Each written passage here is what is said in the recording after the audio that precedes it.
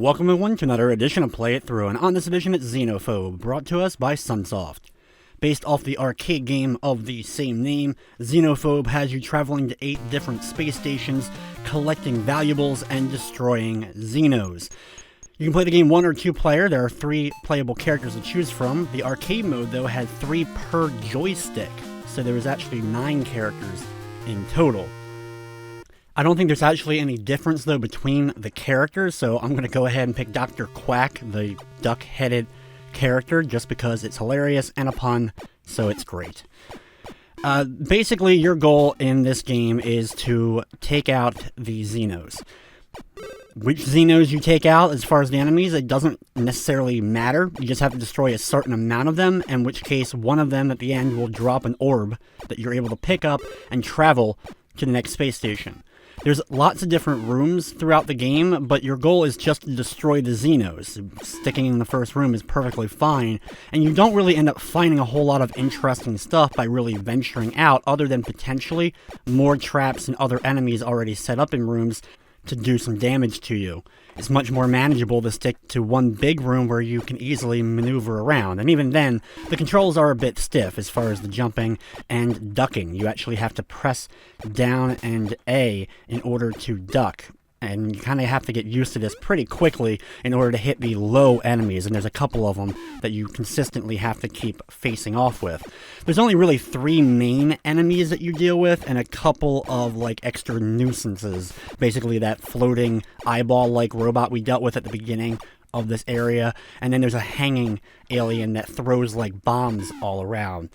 You mostly have, like, the snot-spitting alien Xeno, the big one, the slime Xeno, and a little bug Xeno that you're going to be dealing with.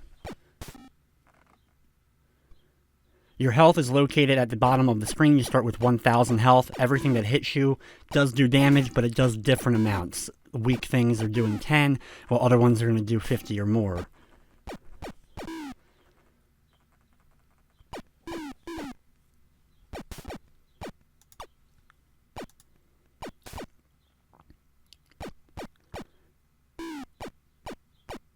The manual for the game is actually pretty useful with that information, letting you know not only things like how much are each of the valuables, of course, you pick up are going to be worth as far as point value, but also how much damage everything in the game does to you, so you can prepare ahead of time, or basically know that, hey, if I get hit by the slime spat of the Snotapillar, which is that snot-spitting Xeno, you lose 50, but if I just end up getting hit by the laser ball that's in the same area, or just even touching the laser ball, I only end up taking 10 or 20 damage. It's just little things that can help you as far as longevity in the title. Some items that they do drop will recover some of your health, and you also get some back between the levels. After we get the rainbow-like orb, we move on to the next space station.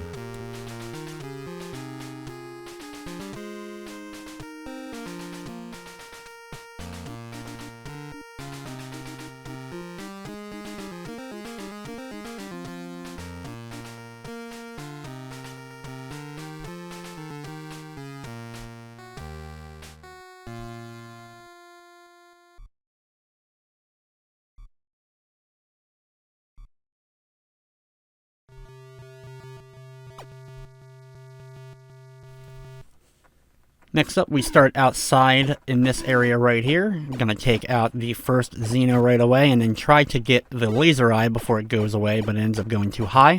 I'm going to go to the other side of the room here and start blasting the Snotapillar. Once the eye is taken care of, at least I can move around a little bit more freely. At that point, though, 2 of the aliens can end up spawning. Before, there could only be 1 alien spawning because of the laser eye was also in the room. There's only 2 enemies potentially coming at you at a time, which is a good thing. Thankfully, they can't gang up on you any more than that.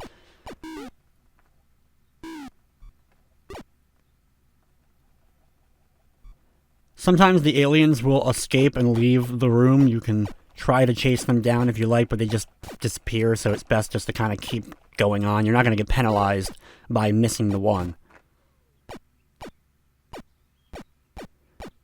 In this room, though, it's pretty much just more of the same. You had the two aliens that we had to deal with, the laser eye thing, and then that other one that was hanging. Once we take care of them, though, it's just a regular room. The other aliens are going to spawn in here. And we can continue working, bringing that number down so that we can end up moving on to the next station. This is one of those games that I only have played on the NES. There are a few versions of it out there. I've never actually had the opportunity to play the arcade version. I'm sure it's at least just as, if not more, enjoyable. This game, I didn't like at first, but then once I kind of got the hang of what you're supposed to do, I started to like it a bit more. It's kind of like an old school, like, horde mode, basically, of you just taking on this wave after wave of aliens.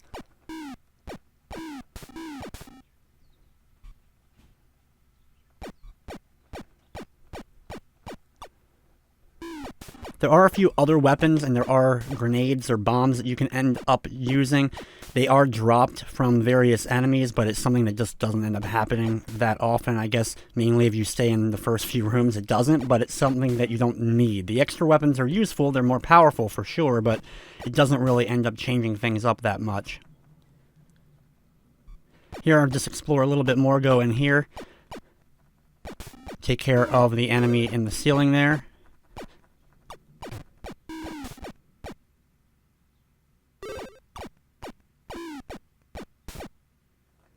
And then just go back to destroying the regular aliens again.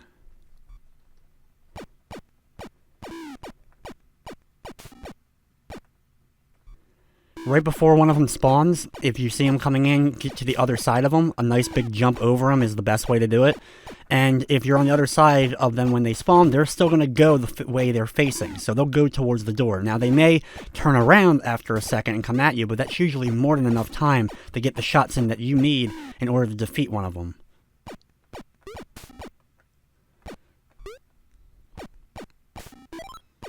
Here we get our next orb, and we're moving on to the next station.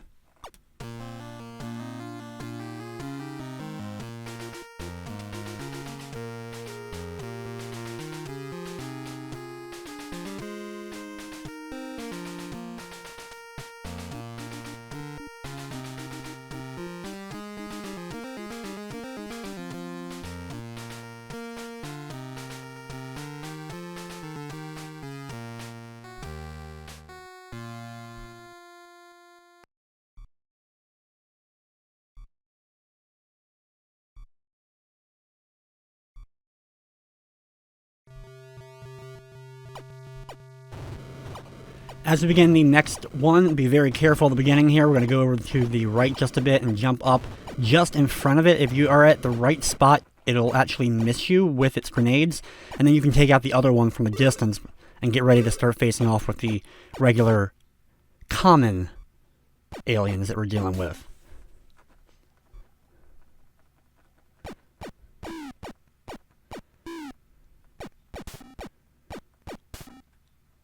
You can count it down if you like to. There's 35 is what you need usually in order to get the orb to appear. Sometimes you may end up defeating 36, 37 or so. Just depends or whatever, but 35 is the number that you need.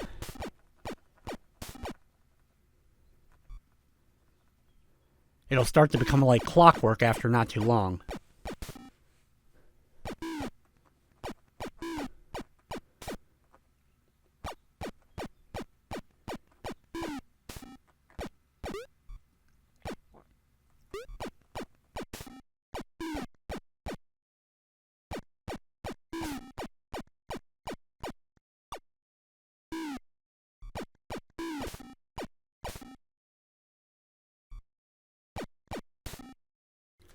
So for this long project I've been working on, where I was going to do one play it through a day, starting with each letter of the alphabet, I didn't think it all the way through because a few letters, there's very little left that I haven't covered, especially X, considering there's only 3 North American released NES titles that start with the letter X.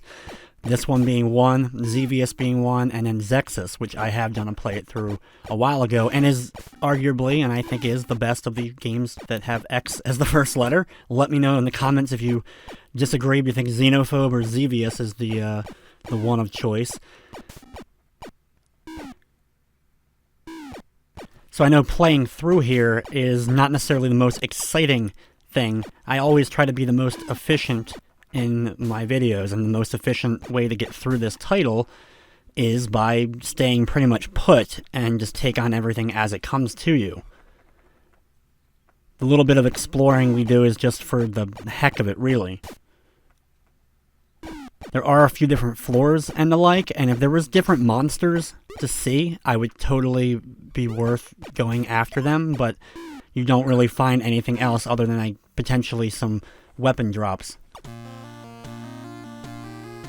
After finishing up that area, though, we're moving on to the next space station.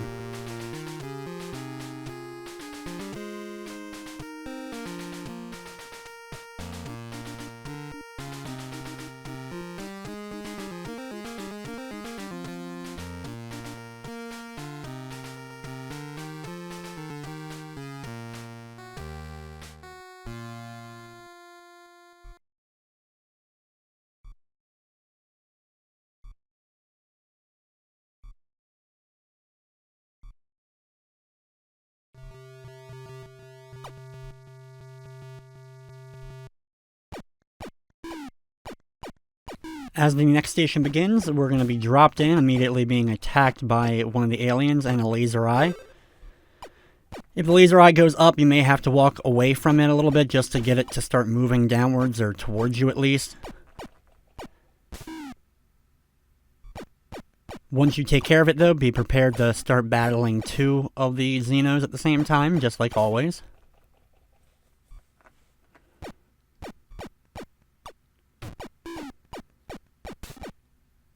Unless you jump over it, you can't avoid the snot. Ducking, unfortunately, does not work because of the way it ends up going in a slightly diagonal direction.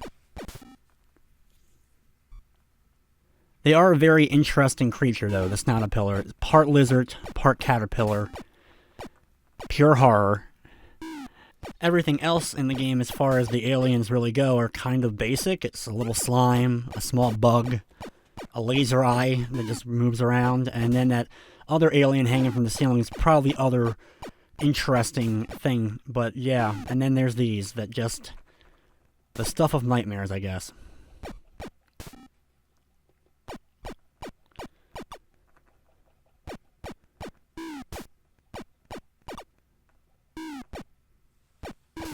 I do love when you jump into the doors or get knocked down by the aliens, you fall down and have to actually press the button to get back up.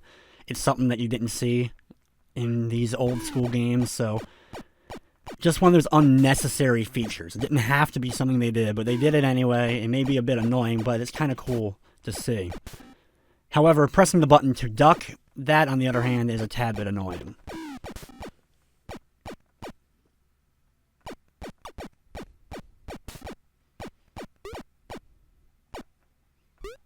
You can do the duck walk by ducking and moving with Dr. Quack, so that's a plus. Sometimes I end up debating whether or not I want to go in front or behind when one of them spawns. Like if it spawns like right in the middle where I'm standing, I have to quickly get out of there because it's only a second or two you have before the alien spawns in. So a lot of times I go back and forth real fast, being indecisive, and end up taking damage because of it, or just barely end up escaping.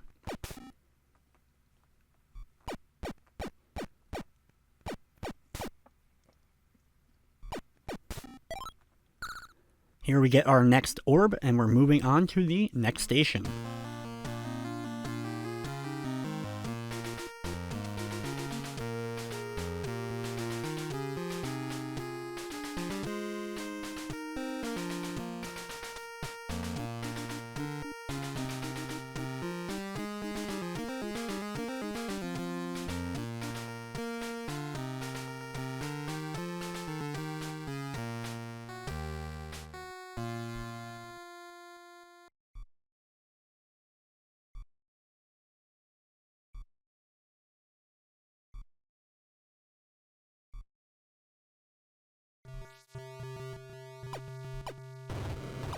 While it would take about 35 or so enemies to defeat them, it's really the time limit kind of getting up to a point, and then I guess the enemy there, the next one you destroy, ends up giving you the orb, and based on how many you destroy of the Xenos gives you a bonus of if you destroyed them or not.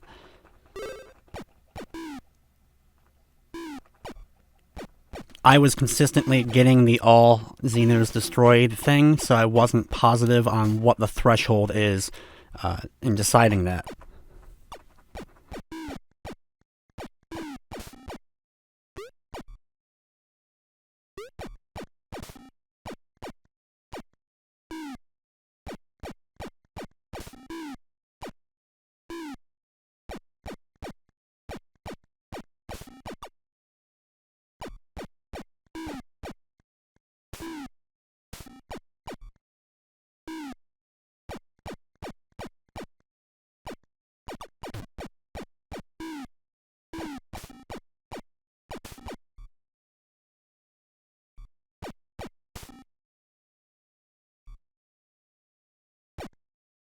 One thing I discovered is that all the enemy spawn-ins are completely random where they're going to spawn and what enemy it is.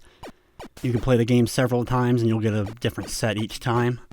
Now granted, it's still the same aliens, but it is random each time.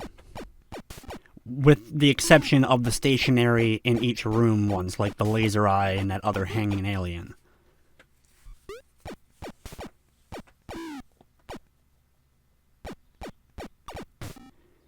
Here we get bounced around a little bit. It's easy to do in this game, especially when multiple of them end up spawning in and they're close together or in bad places where you are. You could end up easily getting hit multiple times.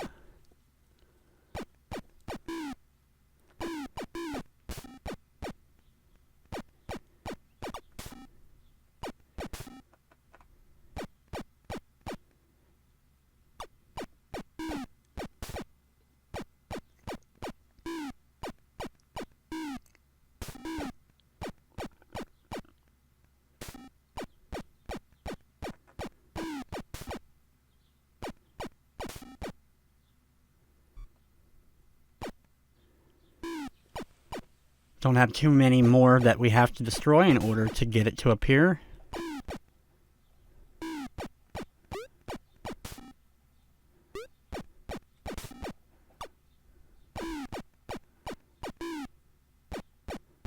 There we go. Got our next orb, and we're moving on to the next station. Just 2 more stations to go.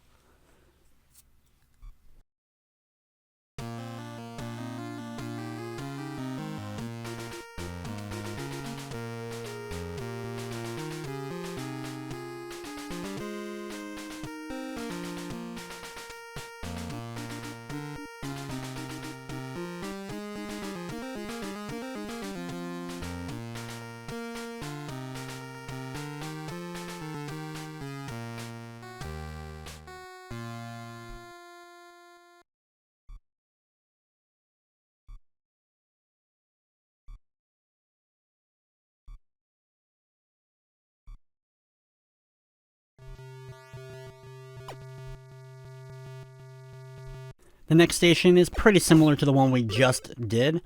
As we begin, we're going to take out that critter and then another big snotapillar before dealing with the laser as it slowly makes its way towards us a bit.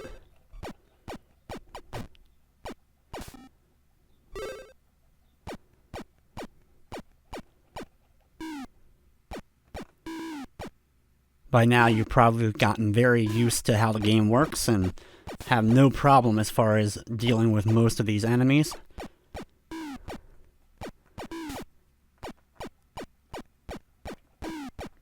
They can still end up, of course, hurting you depending on where they end up showing up, and if they end up jumping pretty much right as they show up, they could jump right into you if you're too close. So you still have to be on your guard, but you can easily kind of maneuver around a lot of them.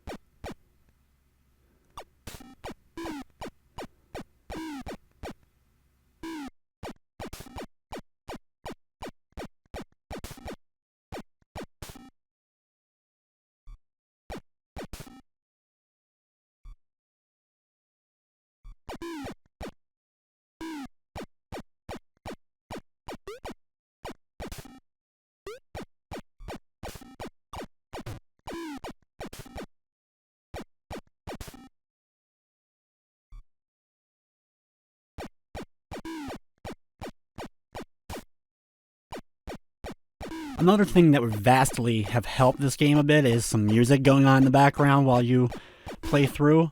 One song for each of the different stations, or even just like maybe half of the stations having a song. Not one song that's looping nonstop.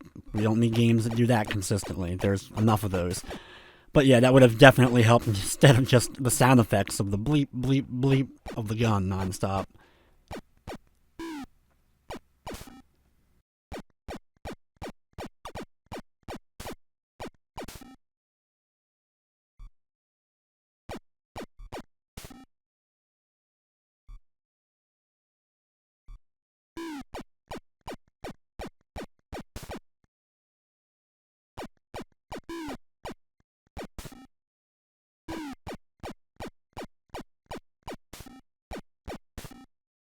After we grab the orb, we're moving on to the next station.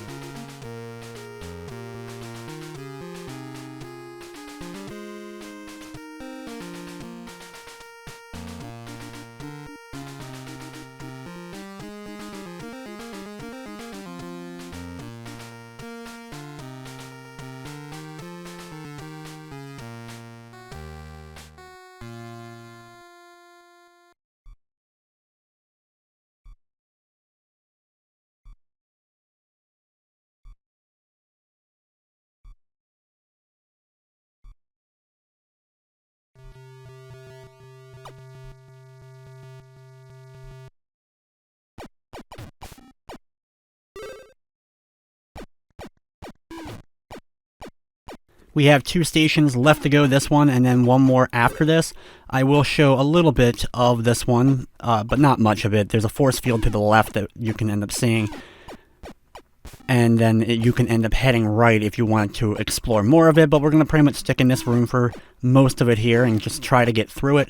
We have this and then one more of the stations left. Interestingly enough, they actually do have names. This one's Starship, the final one's Star City, and then the other ones, the first 6 were Mothership, Mother Base, Starbase, Moon City, Starport, and Moonport. Not necessarily the most creative names out there, but at least they were named. It's one of those things you get in the manual that you may not necessarily get in the game itself, and sometimes that information is also incorrect or different from each other. Just something that we had consistently with some old school gaming and leading to confusion even years later.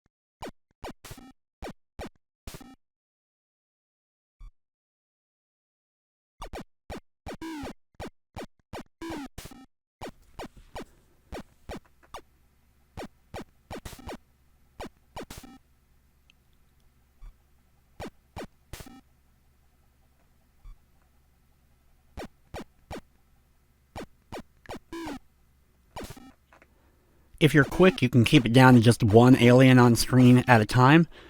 It can be difficult, though, to keep up with it, but it's a challenge that I like trying to do.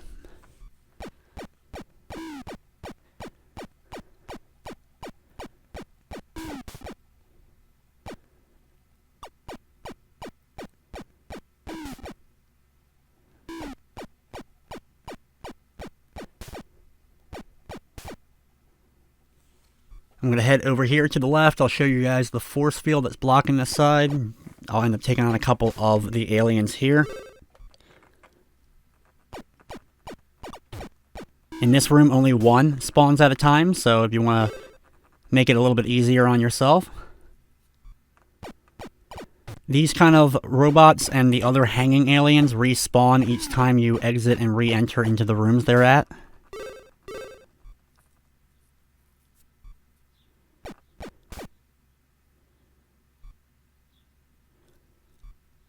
Over here to the right, we got some hanging alien and some evil dripping slime stuff, and we're just going to go ahead and pick up the orb after destroying the hanging alien and move on to the last station.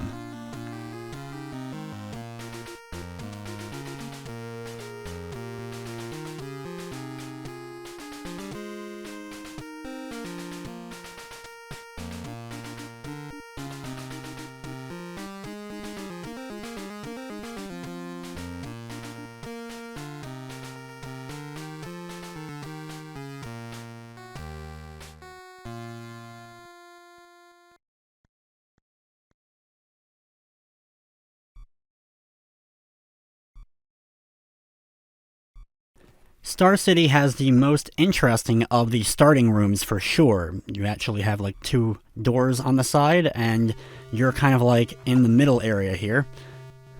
You can go back and forth between them, but usually I don't like to stay in here. You could perfectly stay in here for the entire time, deal with all the aliens and such, but I'm going to go into the next room. Just be careful dealing with the aliens and watching out for the drips. Thankfully, pretty easy to kind of do this.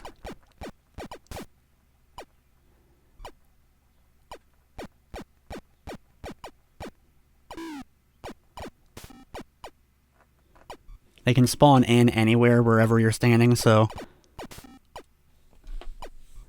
you still have to kind of move around just like any of the other rooms.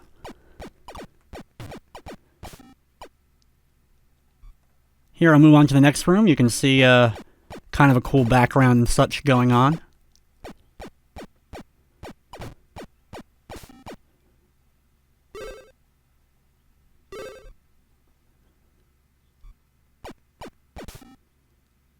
But still pretty much the same thing that we do in any of the rooms. Take out some of the aliens and just kind of keep waiting until the next one spawns.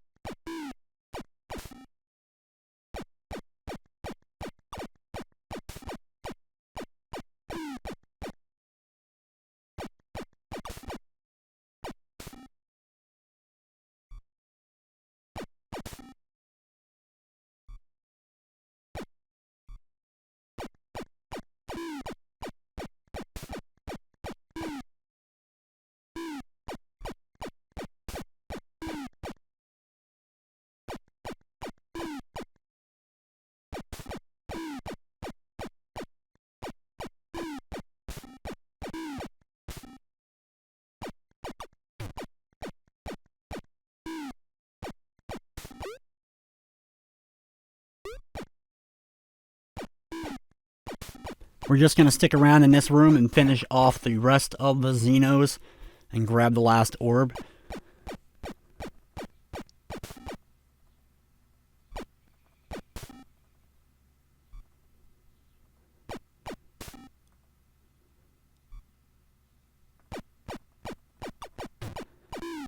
I definitely had some enjoyment playing through the game and learning, what's the best way to deal with the spawning enemies and such. Jumping in the game and jumping over them is actually pretty satisfying to do. But I'm sure watching it and all is not the most exciting thing. So I do apologize for this play it through not being that thrilling.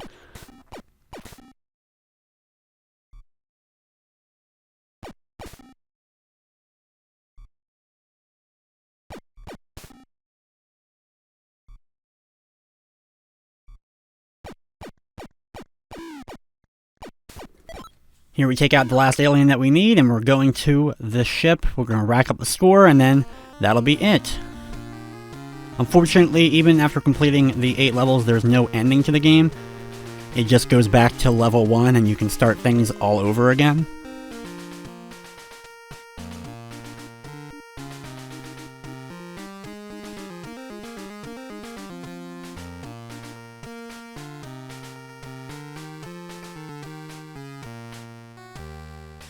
With that though, it's going to wrap up this episode of Play It Through. I'd like to thank you for watching, and of course, I hope you enjoyed.